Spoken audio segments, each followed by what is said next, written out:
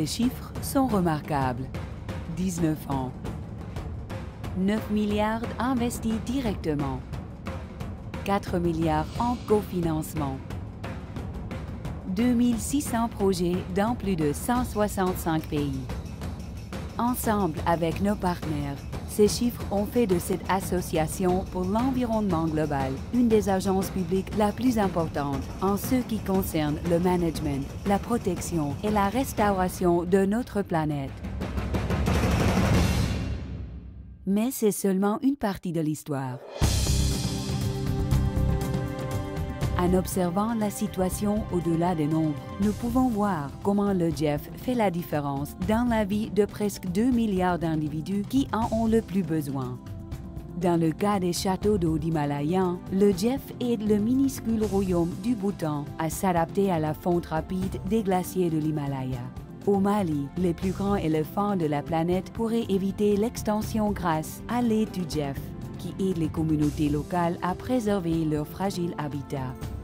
Au Brésil, le GEF, à travers un effort immense, tente de protéger la forêt amazonienne, ainsi que sa précieuse végétation et ses animaux.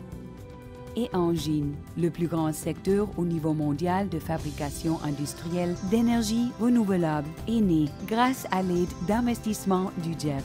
Ces efforts, parmi tant d'autres, créent un monde plus viable, un monde plus sûr, un monde plus propre.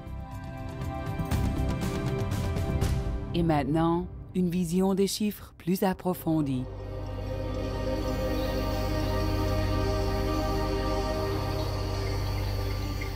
Les montagnes de l'Himalaya sont une source vitale essentielle pour plus d'1 milliard d'individus qui dépendent de la fluidité constante de ces glaciers.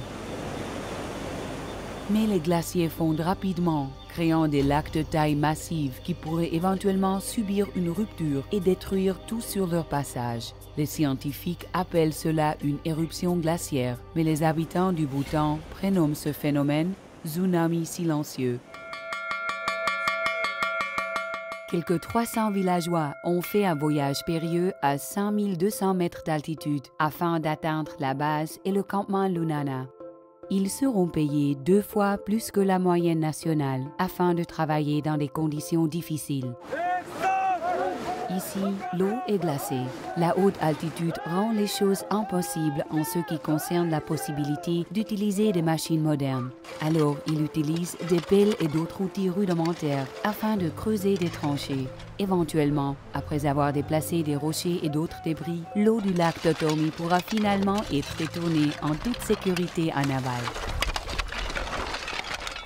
Sans ces efforts, le lac Totormi pourrait être victime d'une fracture, laissant écouler l'équivalent de 53 millions de mètres cubes d'eau en aval.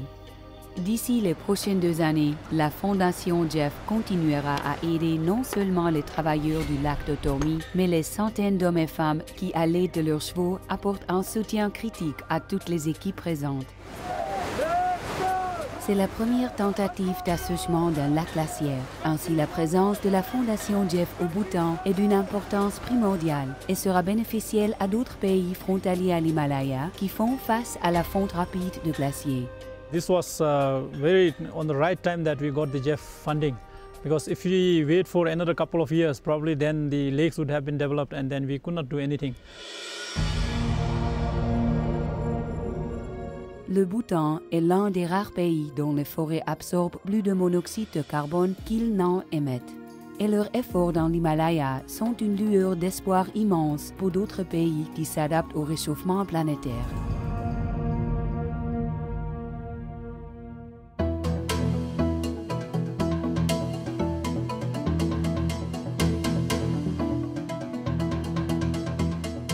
Dans le désert en sable du Mali, croiser un éléphant est considéré comme un bon augure. Mais pour les 350 éléphants qui survivent dans le désert du Gourma, le facteur chance n'est plus. Leur nombre a diminué de moitié depuis les 5 dernières années.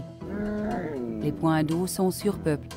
Les terrains fertiles subissent le stress. Et les acaïcas dont les éléphants dépendent pour leur nourriture sont de plus en plus difficiles à trouver. En tant partie intégrante d'un programme continu d'investissement planétaire, les magnifiques éléphants du Gourma et la riche biodiversité locale ont un nouvel allié. par le biais uniquement d'investissements dans la communauté locale afin de préserver la terre d'une manière viable, en établissant des sites protégés où la verdure et les arbres peuvent pousser. Le GEF crée un climat de changement afin d'adresser les issues critiques liées à l'environnement et aux problèmes économiques et sociaux.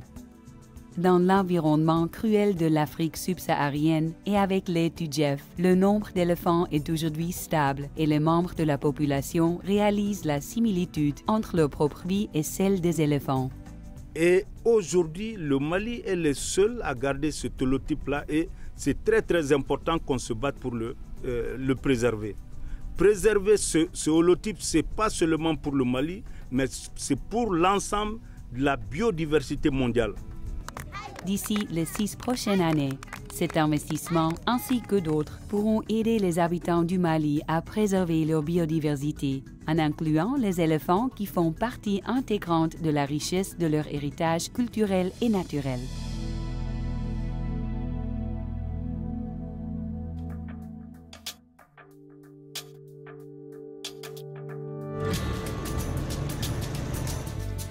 En moins d'une décade, la Chine est devenue le producteur numéro 1 en matière d'énergie renouvelable. En l'espace d'une année, les compagnies d'énergie solaire chinoises ont augmenté leur production globale de cellules solaires de 90%.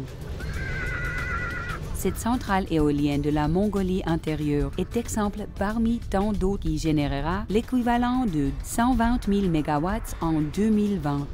Le soutien apporté par le GEF a permis d'aider les compagnies chinoises à introduire les technologies les plus avancées et de promouvoir une confiance dans le marché en aidant à certifier des turbines éoliennes, des produits solaires électriques et des chauffages d'eau solaire. Ceci qui a aussi stimulé la demande de ce type de marché, puisque les 4000 familles de la Mongolie intérieure, la plupart des gardiens de troupeaux de yaks peuvent maintenant profiter de l'énergie solaire propre. L'évolution rapide de la Chine dans le domaine de l'énergie renouvelable démontre ce qui peut être achevé en un temps record quand l'aide de la communauté internationale et les ressources nationales sont concentrées sur un but ambitieux.